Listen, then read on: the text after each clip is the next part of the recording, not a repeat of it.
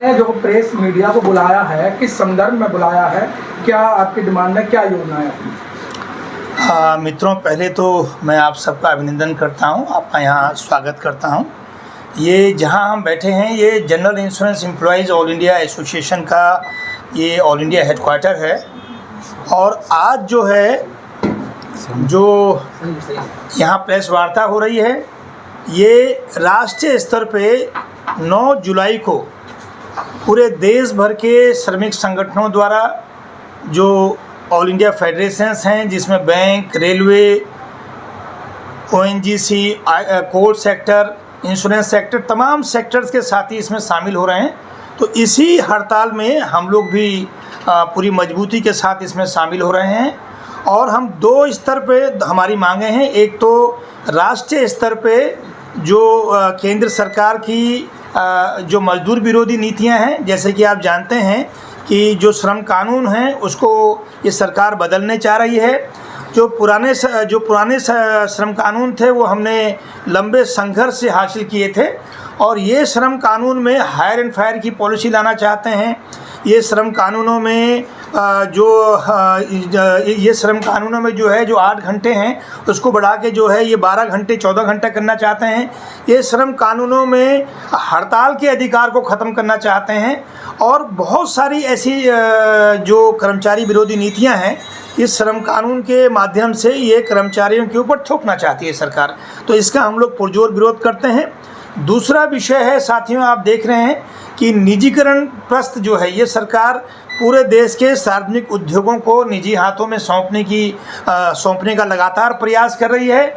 और पूरे देश भर में पब्लिक सेक्टर्स का जो एम्प्लॉयज़ है वो लगातार सड़कों पे है। अभी आपने देखा किस तरह से बॉम्बे में और उत्तर प्रदेश में बिजली जैसी जो आवश्यक आम जनमानस से जुड़ी हुई हमारी एक बहुत ही ज़रूरी जो हमारी हम सब की ज़रूरत है उसको भी जो है निजी हाथों पे सौंपा जा रहा है।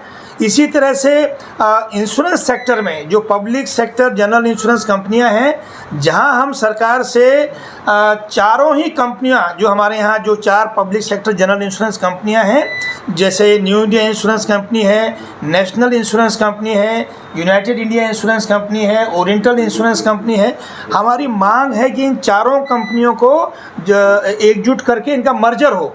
और साथ ही साथ जो है एग्रीकल्चर इंश्योरेंस है, जीआईसी री है, तो ये 150 लाख करोड़ रुपए का तकरीबन व्यापार करती हैं ये सब संस्थाएं। तो हम इनको मजबूत करने की मांग कर रहे हैं, लेकिन पूंजीपतियों के दबाव में और वेस्टेड इंटरेस्ट के दबाव में, कॉरपोरेट्स के दबाव में ये सरकार इनको मर्ज करने की जगह यहाँ 100% फॉरेन डायरेक्ट इन्वेस्टमेंट यहाँ थोपा जा रहा है, जिसका हम पूरे पुरजोर जो है विरोध करते हैं। और इसके साथ साथ साथियों हमारी इंडस्ट्री में, जैसे कि आप सभी जानते हैं कि इंडियन आर्मी, भारतीय फ़ौज में भी जो सूचनाएं मिल रही हैं 1,90,000 जो हैं वहाँ रिक्रूटमेंट्स अभी वहाँ जो पद हैं वो खाली हैं। ऐसे रेलवे में जो है तकरीबन 3 लाख पद खाली हैं, बैंकों में करीब 1.25 लाख पद खाली हैं। तो हमारे यहाँ भी जो है तकरीबन 25 से 30 हज़ार जो पद हैं वो खाली हैं। और हमारे जो कर्मचारी हैं, हमारे जो अधिकारी हैं, हमारा समस्त जो हमारा एम्प्लॉय और ऑफिसर हैं वो बहुत ही एडवर्स कंडीशन में, भारी दबाव में बेहतर से बेहतर रिजल्ट देने के लिए लगातार प्रयास कर रहे हैं। तो हम लोग जो है रिक्रूटमेंट्स की जो हमारी मांग है, हम लोग इस सरकार से ये मांग करते हैं इस हड़ताल के माध्यम से कि पूरे देश में जो है जो खाली पद हैं, जो भी पब्लिक सेक्टर्स हैं वहाँ जो है ये भरे जाएं। और देश में जिस तरह से पिछले 10 सालों में गरीबी का जो सूचकांक है वो 17% बढ़ा है, तो वो जो है वो तभी कम होगा जब यहाँ जो अनएम्प्लॉयड यूथ है उसको जो है रोज़गार मिलेगा। तो ये साथियों हमारी जो है नेशनल लेवल पे जो हमारी मांगे हैं वो कुछ मांगे जो है मैंने जैसे आपके सामने रखी हैं, 3 प्रमुख मांगे। इसके अलावा हम लोग जो है कॉन्ट्रेक्चुअलाइजेशन के खिलाफ़ हैं, और हमारी जो अपने उद्योग से संबंधित हमारी मांगे हैं उस पे सबसे पहले हमारे यहाँ पिछले 37 महीने से हमारा वेतनमान जो है लंबित है। पिछला जो हमारा वेतनमान था वो भी तकरीबन 66 महीने के बाद, 66 महीने लंबे संघर्ष के बाद हम हासिल कर पाए थे। साथियों, एक दौर था जब राष्ट्रीयकरण हुआ तो हमारी इंडस्ट्री जो है public sector general insurance industry, इसमें हायर देन द हाईएस्ट जो है वेज हमको मिला करता था। मतलब वेजेस जो है यहाँ सबसे ज़्यादा मिला करते थे। और हमारी इंडस्ट्री में 100% जो डीए न्यूट्रलाइजेशन है ये 1971 में हो गया था। लेकिन आज जो है जहां हम एक तरफ पीछे फाइनेंशियल सेक्टर में वेज पैरिटी की मांग करते रहे जो नहीं माना गया, और आज हम इंश्योरेंस सेक्टर में वेज पैरिटी की मांग कर रहे हैं, जिसमें एलआईसी और पब्लिक सेक्टर जनरल इंश्योरेंस जो कंपनियां हैं, एलआईसी में आप जानते हैं कि वेतनमान पिछले 1 साल पहले घोषित हो गए और बैंकों में घोषित हो गए हैं। फाइनेंशियल सेक्टर में रूरल बैंक्स में भी ये वेतनमान घोषित हो गए हैं। और फाइनेंशियल सेक्टर में एकमात्र संगठन जो जहाँ वेजेस जो हैं कैलकुलेट नहीं हुए हैं वो public sector general insurance industry है। इसलिए आप सबके माध्यम से हम पूरे देश में ये बात पूरे देशवासियों के सामने रखना चाहते हैं।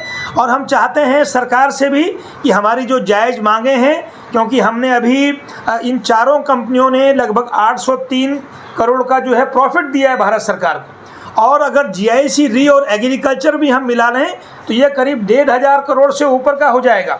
तो इतना प्रॉफिट देने के बाद भी 1,500 करोड़ से भी ज़्यादा हो जाएगा।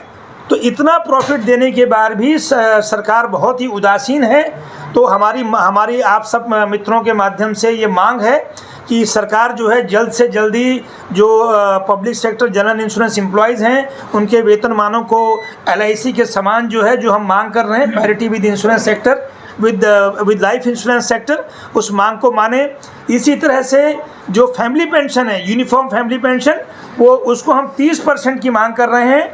और जो एनपीएस है, जैसे कि आप जानते हैं कि एनपीएस हम लोग एक तरफ तो जो है हम लोग 100% जो है जो हमारी पेंशन स्कीम है, हम चाहते हैं कि वो एक मौका जो है पेंशन का एक पुनः जो है जो साथी वंचित रह गए हैं, जो नए रिक्रूटी हैं, उन्हें मिलना चाहिए, जो हमारे यहाँ 1995 की हमारी पेंशन स्कीम है।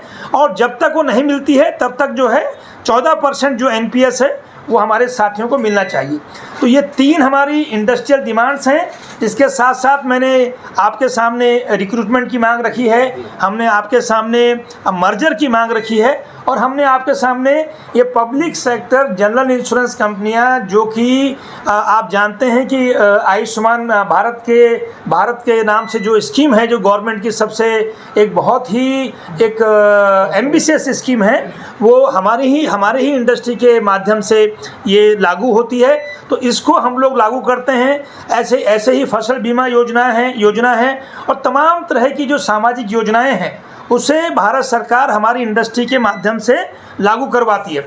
लेकिन जब यहाँ के श्रमिकों का जो जायज़ उनकी मांगे हैं उनको मानने की बात होती है तो सरकार हमारी तारीफ जरूर करती है, हमारी पीठ ठोकते हैं वित्त मंत्री महोदया, लेकिन जब वेतन बढ़ाने की बात होती है, जब हमारी मांगे मानने की बात होती है तो सरकार उदासीन हो जाती है। तो हमारी मांग है साथियों इस प्रेस कॉन्फ्रेंस के माध्यम से कि हम राष्ट्रीय स्तर पे जो पब्लिक सेक्टर्स के ऊपर हमला है, जो तमाम जो एंटी वर्किंग क्लास जो लेबर एक्ट आ रहे हैं उसका हम विरोध करते हैं। और हमारी जो अपनी पब्लिक सेक्टर जनरल इंश्योरेंस कंपनियों की जो मांगे हैं, वेतनमान की मांग है, यूनिफॉर्म फैमिली पेंशन की मांग है, 14% एनपीएस की मांग है, मर्जर ऑफ ऑल पीएचजीआईसीज की मांग है, रिक्रूटमेंट की मांग है, वो भी हम आपके समक्ष रखना चाहते हैं।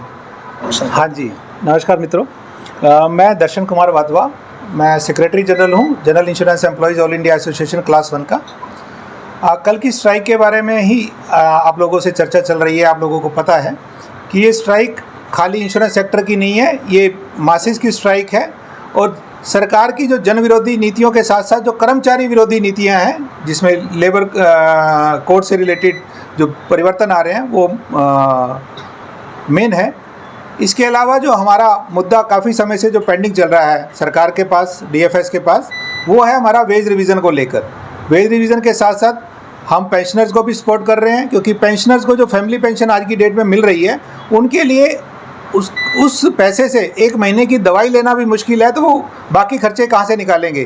क्योंकि बाकी जो जितने भी सेक्टर है, फाइनेंशियल सेक्टर है या गवर्नमेंट सेक्टर है, उसमें पेंशनर्स को फैमिली पेंशन में 30% पेंशन मिल रही है, लेकिन इंश्योरेंस सेक्टर में अभी भी 15% फैमिली पेंशन मिल रही है, जो बहुत ही छोटा सा अमाउंट है, क्योंकि जितने पुराने लोग हैं जिनको रिटायरमेंट हुए काफ़ी टाइम हो गया है उनके लिए ज़्यादा मुश्किल है, क्योंकि पेंशन अपडेशन का इंश्योरेंस कंपनी में अभी तक कोई निर्णय नहीं लिया गया है। इसके अलावा जो हमारे नए साथी रिक्रूट हो रहे हैं उनके ऊपर कोई भी पेंशन स्कीम लागू नहीं है। उनके लिए NPS है, न्यू पेंशन स्कीम है, जिसके अंदर जो कंट्रीब्यूशन बाकी सेक्टर्स में है 14% हो गया है, उनका कंट्रीब्यूशन अभी भी 10% चल रहा है। सरकार ने उसको मानने की बात कही है, लेकिन अभी तक कोई उसके लिए नोटिफिकेशन जारी नहीं किया गया है। ये हमारी 3 प्रमुख मांगे हैं, और जो बाकी इंडस्ट्री रिलेटेड इश्यूज़ हैं, लेबर कोड रिलेटेड इशू हैं, उन सब इश्यूज़ को लेकर हम ये स्ट्राइक कर रहे हैं। धन्यवाद। आप कुछ कहना चाहिए? इससे पहले क्या आप लोगों ने कोई आंदोलन किया है इस प्रकार का? पिछले 32 महीनों से हम लोग लगातार संघर्ष में हैं, और हमने इस 32 महीनों में 1 घंटे की हड़ताल, तकरीबन 50 जो है हमने धरने प्रदर्शन भूख हड़ताल लगातार हम लोग कर चुके हैं, और आगे भी हम लोग करने जा रहे हैं। मैम, आप क्या कुछ कहना चाहते हैं? साथियों, मैं ये कहना चाहूँगी कि जो कंपनी है, ये हड़ताल हम लोग सिर्फ कर्मचारियों की रक्षा के लिए नहीं कर रहे हैं, ये इसके अलावा हम देश की अर्थव्यवस्था उसको भी मजबूत करने के लिए ये कल 9 तारीख की हड़ताल करने जा रहे हैं। करीब 25 करोड़ लोग इस हड़ताल में लगभग भाग लेंगे। और मैं ये कहना चाहती हूँ कि जो जन कल्याण की नीतियाँ हैं जो सरकार ने लगाई हुई हैं, ये जन कल्याण की नीतियाँ सिर्फ उदारीकरण, वैश्वीकरण की बात को तो कहती हैं, लेकिन जो कॉर्पोरेट उत्पादकता बढ़ी है, जो मुनाफा बढ़ा है, वो श्रमिकों को क्यों नहीं मिल रहा? मेरा सवाल यही है कि उन श्रमिकों को भी उसका लाभ मिलना चाहिए। और हम उसी मुद्दे को लेकर हमारे यहाँ जो सार्वजनिक क्षेत्र में बीमा कंपनियाँ हैं, यहाँ पर वेतनमान अभी तक लंबित है। हम लोगों को GIA ऑफिसर्स एसोसिएशन को हमेशा संघर्ष करके ही ये वेतनमान बढ़कर मिला है, और हम लोग इस पर लगातार लगे हुए हैं। जो प्रदर्शन का जो केंद्र होगा वो क्या काम, मतलब कोई स्थल आपने निर्धारित करा होगा? नहीं, कल पूरे देश में हड़ताल है, और हम लोग जो है जहाँ भी श्रमिक, जहाँ भी सेंट्रल ट्रेड यूनियंस और फाइनेंशियल सेक्टर के साथ ही संघर्ष करेंगे, हम भी वहीं एकजुट होकर अपना विरोध प्रदर्शन जारी रखेंगे। सर, पिछले 50 साल की जो इमरजेंसी थी और इस समय वर्तमान साल जो 11वीं साल चल रही है, इसको आप कैसे देखते हैं? देखिए, वो 50 साल पहले एक घोषित इमरजेंसी थी, जैसे कि हम सभी लोग जानते हैं, लेकिन आज के दौर में ये अघोषित इमरजेंसी है। और सीधे तौर पे जहाँ जो देश का श्रमिक है, जो उत्पादन में सबसे बड़ी भूमिका अदा करता है, जिस देश में मजदूरों और किसानों को गुलामी के रास्ते पे धकेला जा रहा है, तो इससे बड़ा मैं समझता हूँ कि इससे बड़ी इमरजेंसी और क्या हो सकती है। और जहाँ अगर आप अपनी आवाज़ उठाते हैं तो वहाँ आपको जो है पीछे धकेला जाता है। तो ये एक अघोषित इमरजेंसी है, और ये ज़्यादा खतरनाक है। सर, सरकार जो पूंजीपतियों को बढ़ावा दे रही है, जो लेबर क्लास के मजदूर हैं, उनसे 20-20 घंटे काम ले रही है। नहीं, इसकी हम भर्त्सना करते हैं। अभी पूरे देश ने देखा, E&Y में एक हमारी महिला साथी, एक नवयुवती जो हैं, बहुत छोटी उम्र में जो है उनको अपनी जान गंवानी पड़ी। और यहाँ तक कि बहुत खेद की बात है कि जो E&Y पूरी दुनिया में वर्किंग क्लास स्टैंडर्ड्स जो हैं उसके क्या होने चाहिए, और उस पर जो है काम करता है, और एक तरह से एक एडवाइजरी भूमिका निभाता है, कंसल्टेंट है, एक नामी ग्रामी कंसल्टेंट। तो उसके यहाँ एक जो चार्टर्ड अकाउंटेंट है, उसकी माताजी ने जो है ये बयान दिया, जो देश में पूरा वायरल हुआ, कि उनकी अंत्येष्टि में भी, उस स्वर्गीय महिला की अंत्येष्टि में भी वहाँ का कॉर्पोरेट नहीं आया। और हमने देखा कि उनकी माताजी ने स्पष्ट कहा कि उनकी जो डेथ हुई है वो 14 घंटे उस हमारी बहन को, उस हमारी साथी को कार्य करना पड़ता था। तो ये साथियों, ये बेसिकली हमारे सामने उदाहरण है, और यही हमें आशंका है कि हर सेक्टर में इसी तरह की स्थितियां हैं जिसका हम लोग विरोध कर रहे हैं। आखिरी सवाल लेना चाहेंगे, माइक शिफ्ट कर दीजिए। सरकार यूँ तो निजीकरण के फायदे बताती है, लेकिन आप लोगों को क्या लगता है, क्योंकि फायदे बताते हुए तो कई सारे फायदे गिनवाए गए थे सरकार की ओर से। नमस्कार साथियों, मैडम ने एक प्रश्न किया कि सरकार निजीकरण के फायदे बताती है। आज इससे बड़ा एग्जाम्पल क्या होगा कि आज हमारा जो श्रमिक वर्ग है, अगर उसके केवल फ़ायदे ही होते, अभी जैसे साथी ने बताया, निजीकरण में काम करने वाली, एक मल्टीनेशनल में काम करने वाली महिला के साथ ही इस प्रकार का व्यवहार उस कंपनी ने किया, और उसके पक्ष में सॉरी टू से एक भी सरकारी कोई पक्ष उसके साथ में खड़ा नहीं हुआ। बहरहाल आज की जो विषय है, हम लोग हमारा फोकस ये जो स्ट्राइक कल की है ये ऑर्गेनाइज्ड और अनऑर्गेनाइज्ड सेक्टर दोनों के श्रमिकों के लिए पूरे भारतवर्ष में जितनी सेंट्रल ट्रेड यूनियंस हैं वो सब उन लोगों के अधिकारों के लिए जो सरकार 12-12 घंटे काम करने का जो लेबर कोड जिसको चेंज करने की सरकार ने मुहिम चलाई है उसको नेगेट करने के मकसद से ये सरकार ने सेंट्रल ट्रेड यूनियंस को बाध्य होना पड़ा।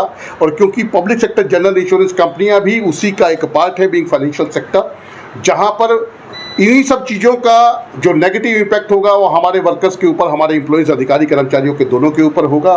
इसीलिए हम लोग भी इस स्ट्राइक के अंदर सम्मिलित रहेंगे। और जैसा साथी ने बताया कि इसके अलावा कि हम लोगों की तो 3 प्रमुख मांगे हैं, जहां बैंक्स और LIC का जनरल इलेक्शन से पहले वो सेटल हो चुके हैं। हमारे यहाँ तकरीबन 37वां महीना लग गया है, लेकिन अभी तक हम उससे महरूम हैं, हमें महरूम रखा गया है। सर, पहले सरकार जो भी एक्शन लेती थी वो यूनियन से या ट्रेड यूनियन से मिलकर लिया करती थी, लेकिन आज की सरकार ने ट्रेड यूनियन को धराशायी कर दिया, नहीं पूछ रही है उन्हें।